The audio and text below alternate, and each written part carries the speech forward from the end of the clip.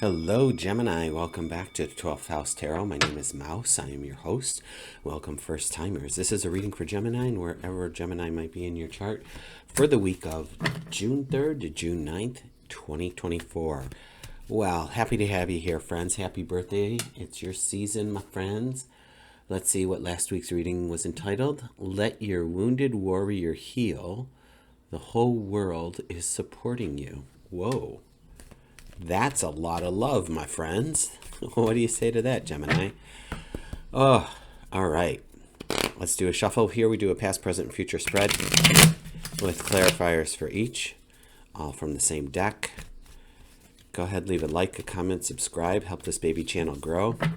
At the time that I'm doing this, I have 39 followers or subscribers. Subscribers are followers, friends. So just follow along. It's free. Let's see if we can't get to 100 by August. Am I being too generous with my timeline? I don't know. Conservative, that is. Here we go. Do a little cut the deck. See what's going on for my friend Gemini. Here we are. In our past position, we have rest. We're the Four of Swords. We're resting, which makes sense because if you had this huge week last week with letting your wounded warrior heal, I could see a rest is in order. Keep it up. Like if you need to, do it. Because there's always a time for play and then there's a time for work and there's a time for rest. And we need to have that balance. In our middle position in the present is the Fool. So we're starting on a new journey, it would appear. So good for you. We'll get clarifiers and see what that even means for you. Maybe you're starting a new job, a new relationship. Maybe you moved. Those are the biggies.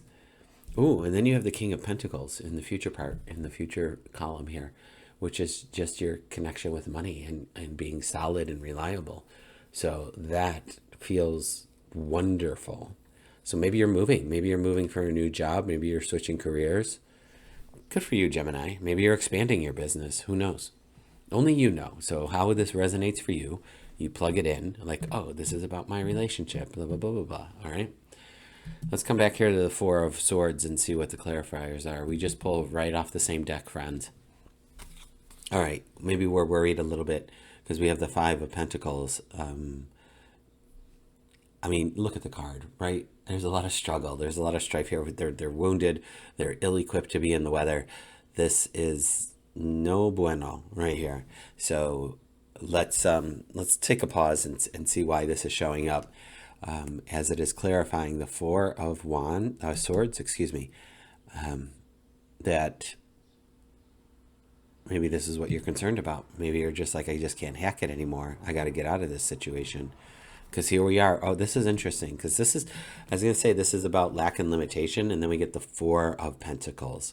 So we have the Five of Pentacles and the Four of Pentacles. And the Four of Pentacles is like holding on to what you actually have very tightly.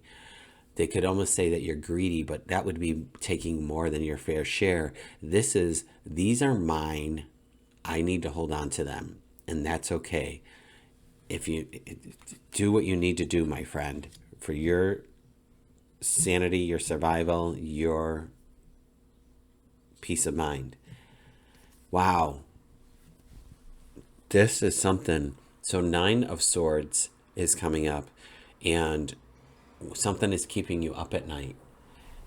This is such a worry energy. All three of these clarifying cards are so worrisome. And the swords are definitely things that are mental, like you're thinking. It represents the mind. The pentacles represent this earth, monetary things. So the fact that these three are representing that, yeah, if I had this kind of struggle going on right now, I would want to just lay down and go to sleep. That's sometimes how we deal with things. So maybe that's what's happening for you. Like there's too much going on. It's too much struggle and you need to get out of it, which is interesting because we're coming off this week where I said, the world is supporting you. And this to me doesn't feel necessarily supported. This feels fearful and worrisome. And maybe you're like, you know what? I'm going to wake up from this rest and enough is enough.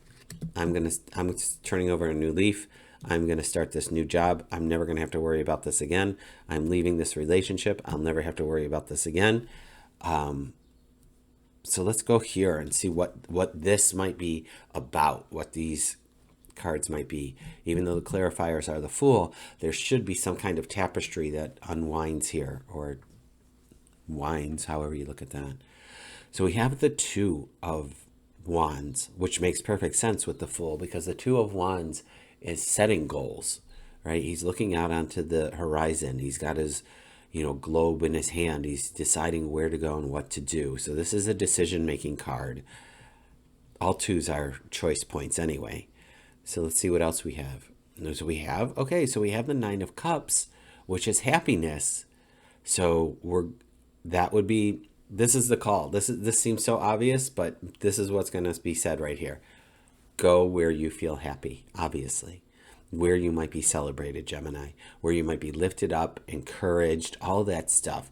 Don't just stay at a job because you've been there for so many years, or in a relationship because you put in so many years. If it's making you feel like this over here, forget about it. Forget it. You can be happy, friend. Happiness can be a state of being. Worry does not have, it is for some a state of being, and it does not have to be a state of being. We have the King of Cups with this. Cups are about emotion and intuition. So the King of Cups they're on water, so which to me is an interesting balancing act, to be honest with you.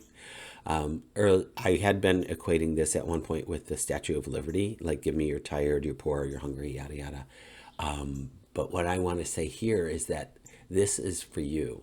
This potential and this kindness is what you're going to be finding on this path.